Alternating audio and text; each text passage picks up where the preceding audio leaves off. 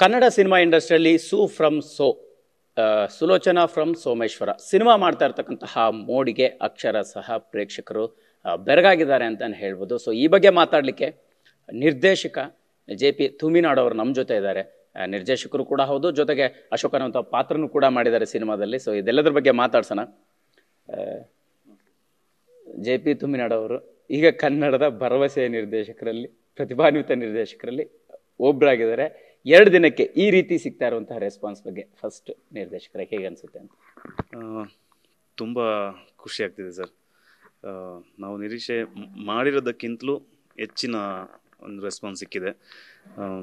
ಏನು ಹೇಳೋದು, ಇಷ್ಟೇ ಬೇಕಿರೋದು ಒಬ್ಬ ಫಿಲ್ಮ್ ಮೇಕರಿಗೆ. ಸೊ ಸಹಜವಾಗಿ ಅಂದರೆ ಒಂದು ಸಿನಿಮಾ ರಿಲೀಸ್ ಆದಾಗ ಒಂದಿಷ್ಟು ಎಕ್ಸ್ಪೆಕ್ಟೇಷನ್ ಇರುತ್ತೆ, ತಂಡಕ್ಕೆ ಒಂದಿಷ್ಟು ಭರವಸೆಗಳಿರುತ್ತೆ.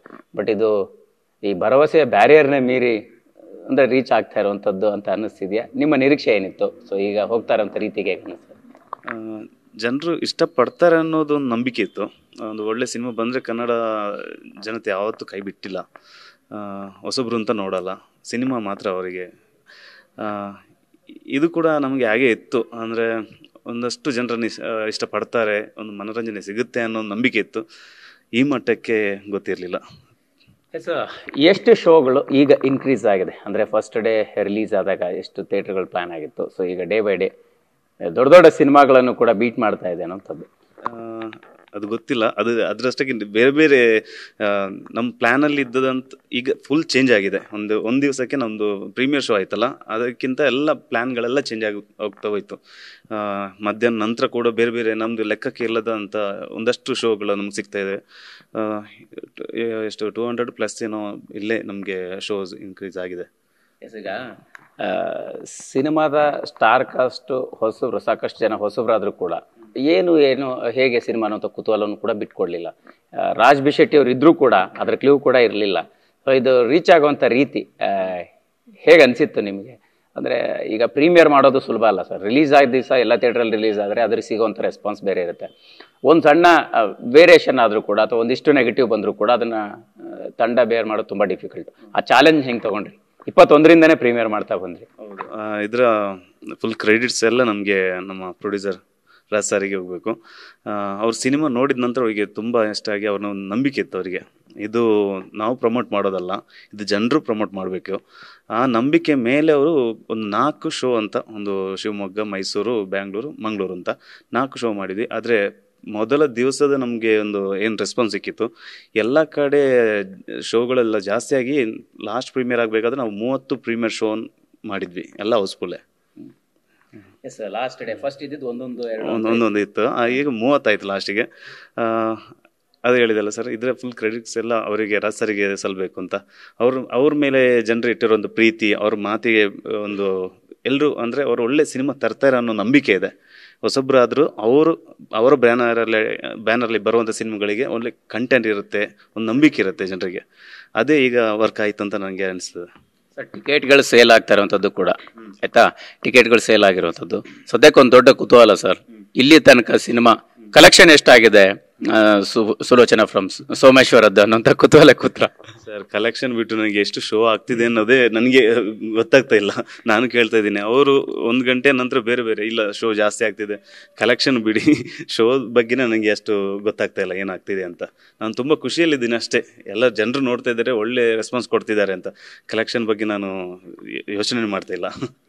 ಪ್ರತಿ ಪಾತ್ರಗಳು ಸಿನಿಮಾ ಮುಖಾಂತರ ಜನರನ್ನು ತಲುಪುವಂಥ ರೀತಿ ಬೇರೆ ಆಗ್ತದೆ. ಸರಿ, ಫಸ್ಟ್ ಈ ಕಥೆನ ಬರ್ಕೊಂಡಿದ್ದೆ ಆವಾಗ.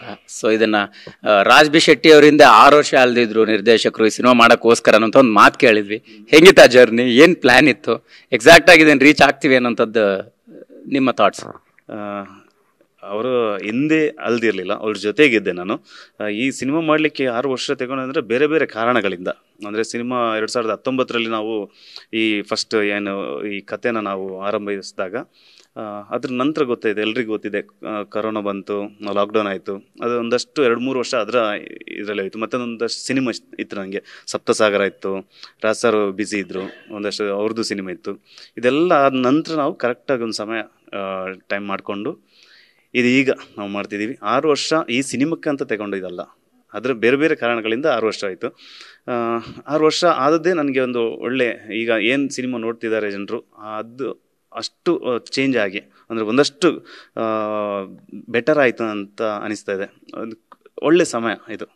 ಈಗ ಸದ್ಯ ಕನ್ನಡ ಇಂಡಸ್ಟ್ರಿಯಲ್ಲಿ ಒಂದು ಬಿಗ್ ಬಜೆಟ್ ಸಿನಿಮಾಗಳ ಪ್ಯಾನ್ ಇಂಡಿಯಾ ಸಿನಿಮಾಗಳ ಮಾಡುವಂಥದ್ದು ಶುರುವಾಗಿದೆ. ಸೊ ಅದ್ರ ನಡುವೆ ಈ ರೀತಿಯ ಒಂದು ಸಿನಿಮಾನ ನಾವು ಮಾಡ್ಬೋದು, ಗೆಲ್ಬೋದು ಅನ್ನುವಂತಹ ಚಾಲೆಂಜ್ ಎಷ್ಟಿತ್ತು ನಿಮಗೆ ಅಂತ?